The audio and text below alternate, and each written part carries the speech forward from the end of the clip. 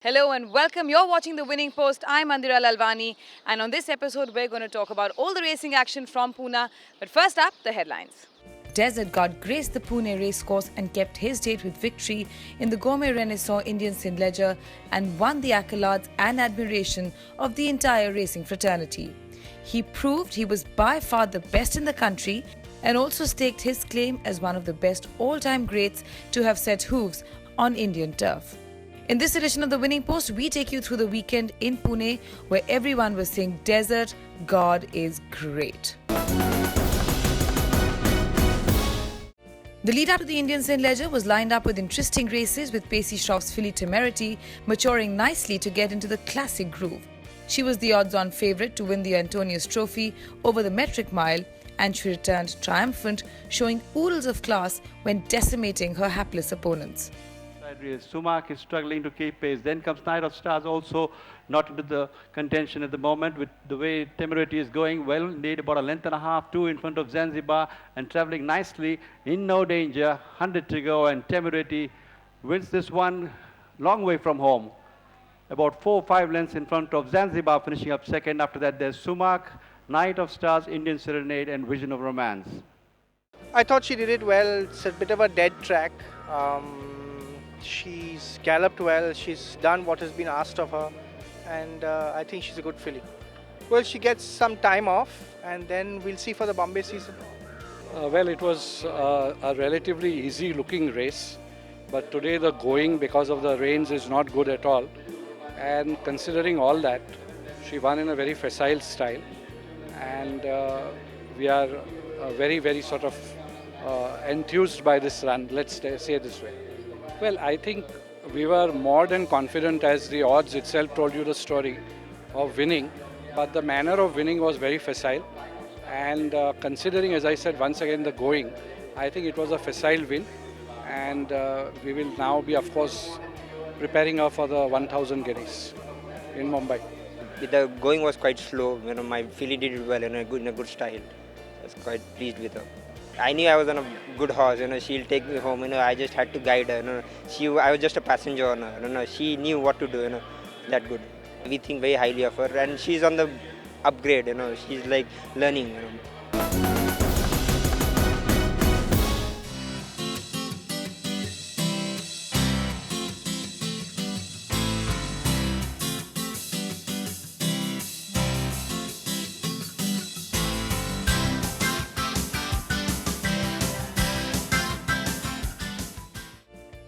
Trainer Vishal Gaikwad has come a long way since donning the trainer's hat, and he is showing the fruitful benefits of learning the ropes under the astute horseman Pacey Shroff.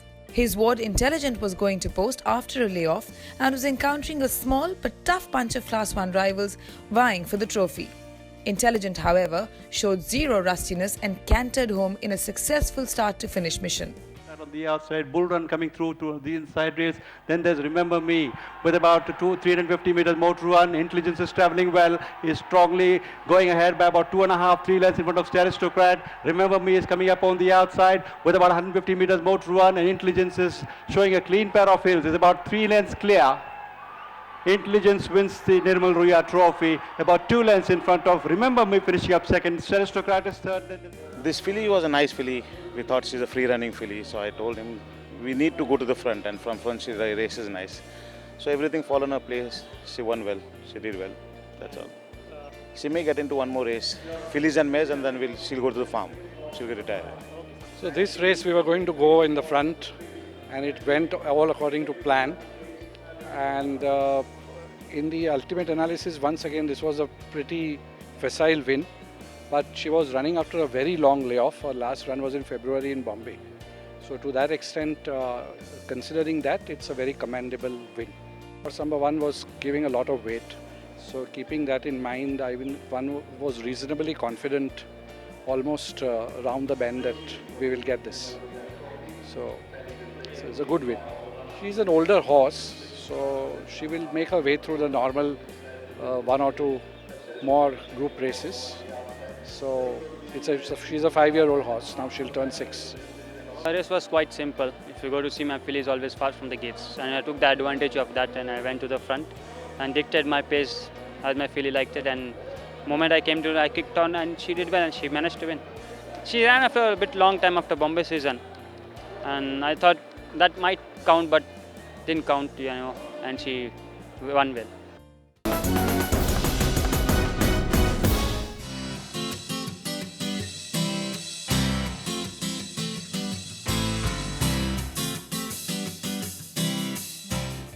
Artistic showed that her last win was no fluke, as she fought a determined battle to ward off an overbearing Anteros and a spirited challenge from Sparkling Eyes.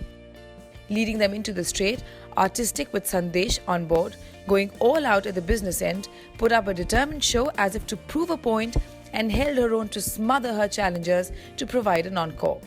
Both her wins coming at long odds. Down and into the straight, Artistic just a shade in front of Sparkling Eyes is galloping up on the outside. Silver Beauty is rallying on the far side. Then there's Anteros, but Artistic is still about half in front of Sparkling Eyes. Silver Beauty is now being switched over in the center. Anteros is galloping on the near side, but Artistic 3/4 of a length ahead of Sparkling Eyes is Anteros from Sparkling Eyes. Anteros, beg your pardon, it's Artistic from Sparkling Eyes. Artistic, Sparkling Eyes, Anteros. Artistic makes it from Anteros. Very nice. She won start to finish. She's a filly with a big heart, and she ran very well. We thought that she would win because she was moving very well all the way. There was no sweat.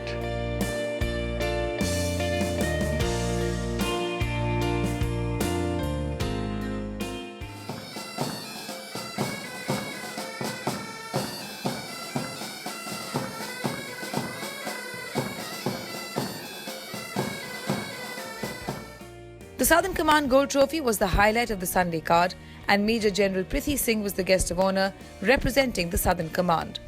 The pre-race notion was a battle between father and daughter, Basin Chenoy's Congressional versus daughter Nazak's Commander. The race was to be a hair-on-the-nape thriller, with Commander pulling off a well-fought victory.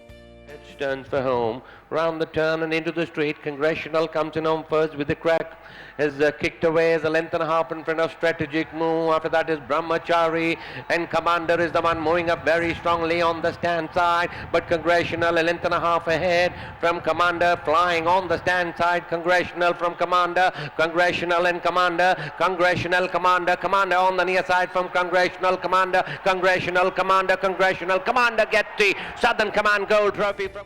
I was a bit nervous about the distance, but he's just a really good horse, and he's getting better. I'm delighted to train him, and I'm very proud of him. Obviously, Commander is a very, very brave horse. He's a winner of a derby here, beating some top horses like Shivalik Hero in his time. As you've seen his last run, he ran a brilliant race after running after 1 year. He just got beat on the post. On that run, though the distance was short, I was quite confident that I'll run a good race, but to win, yes, it's more exciting. My horse is not basically a 7 furlong horse. He needs longer, and the trainer instructed me, 7 furlong is sharp, so start working on him from the 4. That's what I did, and he's such a game horse. He gave his heart out in the straight.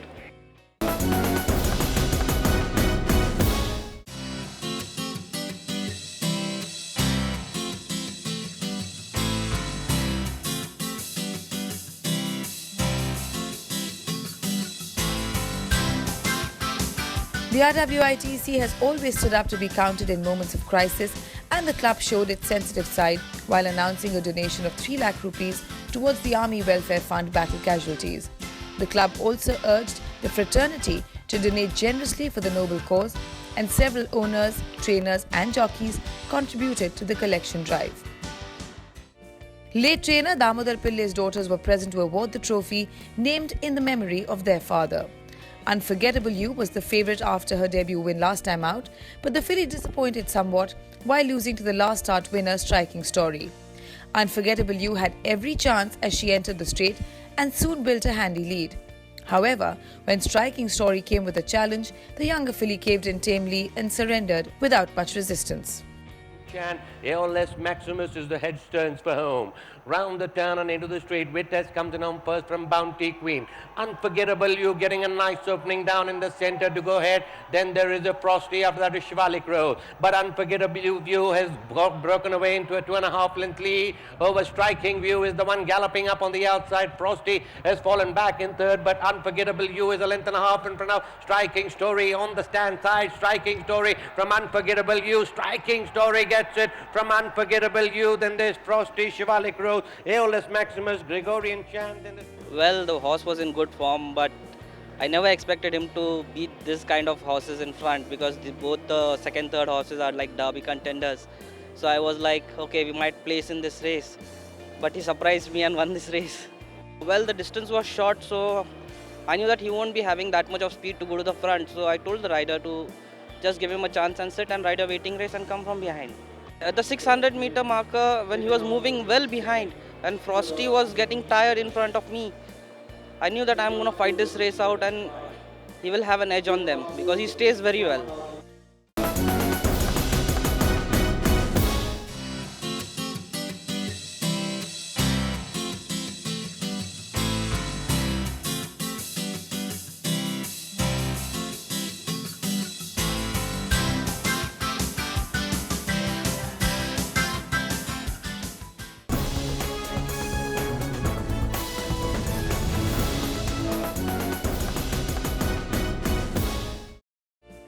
The moment had arrived to showcase the multi-classic winner Desert God in the parade ring, and for the first time, the Pune crowd hailed his arrival and cheered in admiration for his tremendous achievements. There were many takers, even though the odds on Desert God were cramped at about half money, with Columbiana next in demand at 6-1.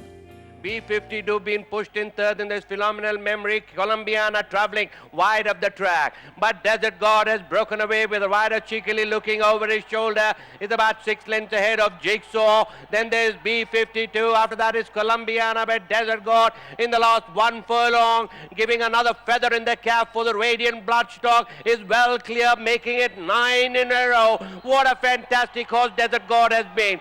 From Columbiana finishing second, Jigsaw third ahead of B52. Desert God settled quickly and galloped leisurely in second, even as Jigsaw dashed away to lead by a distance. Desert God called Jigsaw's bluff as he easily cut down the lead on his own terms and assumed charge at the turn, and then unleashed a scorching run to draw away from them all without being extended at any stage. His dominance was clear as he stamped his class to the hilt and proved that he was notches ahead of the competition. Desert God is now the highest stake money earner in the history of Indian thoroughbreds, his earnings breaching a whopping 700 million rupee mark. I think it is very special that, only champions can do that. And the race was only 2 weeks away. That race was 7 weeks after the Bangalore St.Leger. Maybe he needed that run, but he's improved on it and literally decimated the opposition. And I think he's one of those special horses which you have to be fortunate to train, fortunate to own, and fortunate to breed. He set a record of winning Group 1 races in Calcutta, Hyderabad, Bangalore, Chennai, and Mumbai. Now the Pune was the only vacant spot in the CV. He has filled it in as well. I'm very glad that I was associated with this horse and I could continue to do so. I always thought he would be a good horse, but I didn't think he would be exceptional. But actually, in a race where he finished 5th, that was Coles Trial Stakes in Bangalore, I thought this horse should be ridden differently and he would be in the reckoning in the Derby. And he was in the reckoning in the Derby. He lost 2 Derbies, and both by not his fault. It was the fault of the jockeys. David Allen got into a hell of a lot of problem, and in the Bangalore Derby, by the time he got through, he was flying in the finish when Angelique won. And the Mysore Derby, of course, less said the better. We are seriously considering about sending him abroad, and we have to work the logistics. I may send him to Dubai, but I may not train him in Dubai because it is a situation where it doesn't suit, the timings and of training and the racing for a trainer to go there and train. So I might send it to somebody who is based in Dubai and race him as a Dubai-based horse, where he can do the normal things. I always say that we are very blessed by God. And right from the beginning, we could make out the desert god. He has a very large heart. He just hates anybody to overtake him. Even at times when he has been in a very difficult spot, he just would not let anybody just overtake. Now that is something, not everybody has. And I would consider myself lucky, not for one lifetime, but maybe 1 in 10 lifetimes. If one can have a horse like this, one is lucky. God has been kind. I get a tremendous happiness, but of course now as each race has gone by, I've become more calmer. Otherwise I used to be really hyper. But today also, though we didn't think there was any opposition, but we were worried. I was a little worried about the track. I've been here last 5 days, but obviously nothing bothered him. And you feel really proud that you can see this horse racing like this and you are the owner of that horse. So let's hope he keeps on his glory in the future. I plan it with a good pace on rhythm because he stays very well. The good rhythm pace and just let him travel after the 5 furlong. He is like a Ferrari. The Padman sir is Ferrari. Only he calling me and he putting on me like this on Ferrari, and I driving only like no one push, no one whip, only hands down, no, and only accelerate. He accelerate only once. Nice pace, otherwise no one go to the front. My instruction was no, same you also go, because I won in Bangalore, St.Leger start to finish. Then though I don't have any choice to sit well up behind any position. His longer distance was like a 1.5 mile horse. So far I ridden like a best horse in my career, yeah. And I'm say to thanks to Sharmila madams and as Padmanand, because they trust me and they loves me, they confidence also, and they like my main start career from there, like a group races from there only on Desert God brother only and Roslino. That's I'm so happy for ride them always. Preceding the St.Leger presentation, the RWITC awarded a special trophy to the owners, trainer and breeder S. Padmanabhan in honor of Desert God's stupendous records and achievements.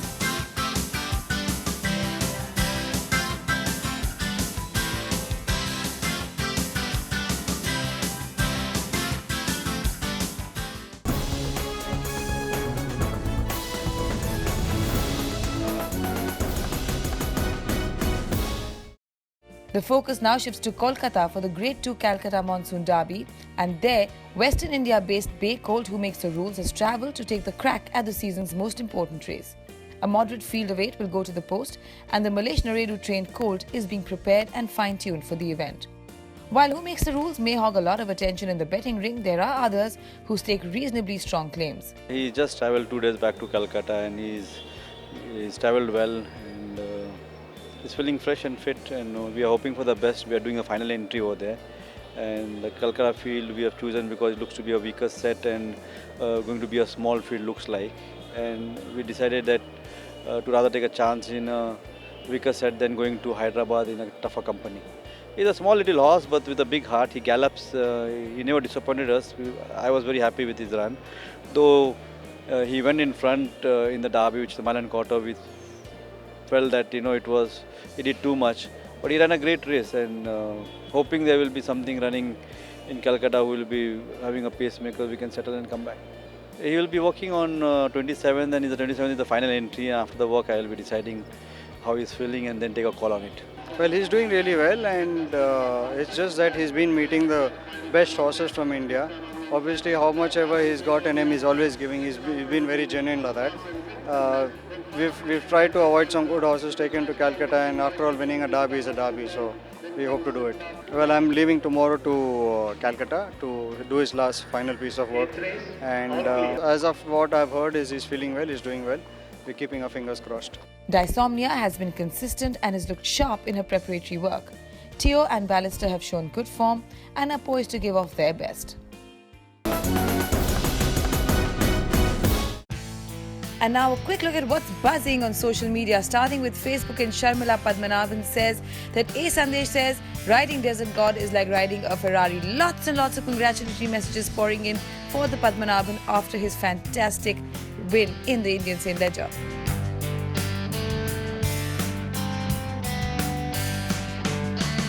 On to Twitter now, and it's all about Desert God as well. It was his 9th consecutive victory in the St.Leger in Pune, and as you can see, wishes pouring in from everywhere, marking a champion.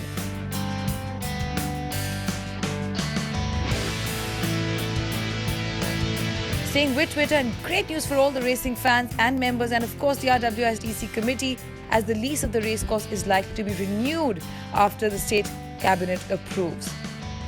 Also on Twitter, the RWITC shows its largesse, a handsome donation made to the next of kin of the Indian soldiers that were martyred at Uri. And praise for the RWITC chairman Vivek Jain, as the RWITC has decided to restore the signal to the Bangalore Turf Club.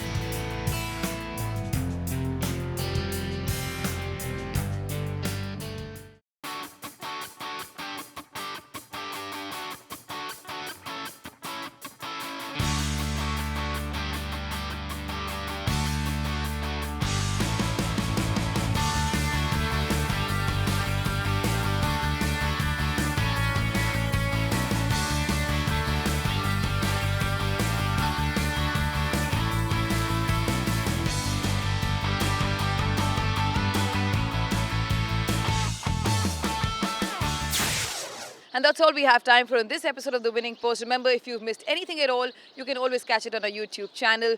We look forward to hearing from you on Facebook, on Twitter, so make sure you keep engaging with us. Goodbye, and until next time, may the horse be with you.